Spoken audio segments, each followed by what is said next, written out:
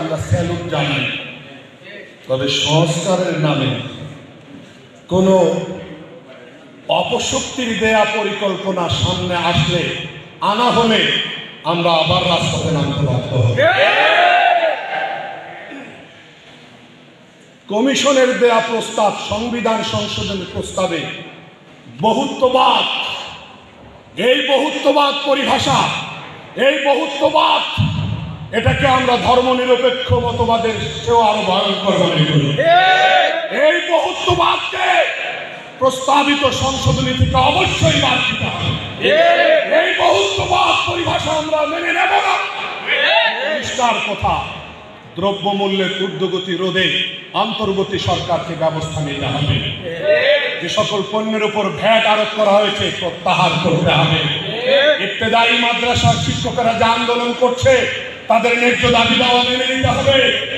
ফ্যাসিবাদের দোষর যারা প্রশাসনের বিভিন্ন জায়গায় ঘাটতি মেরে আছে তাদেরকে অপসারণ করতে হবে এবং প্রয়োজনীয় সংস্কার শেষ করে, প্রয়োজনীয় সংস্কার সম্পন্ন করে 2025 সালের মধ্যেই আমরা নির্বাচন চাই।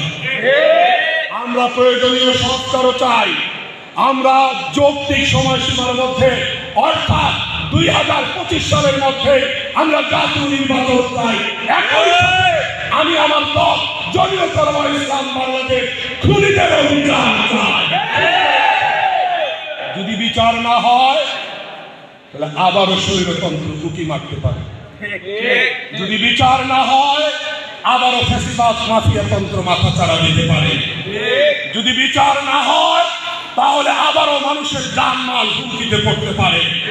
স্বাভাবিক কারণে বিডিআর হত্যার বিচার চাই। 57 জন সেনা অফিসার হত্যার বিচার চাই।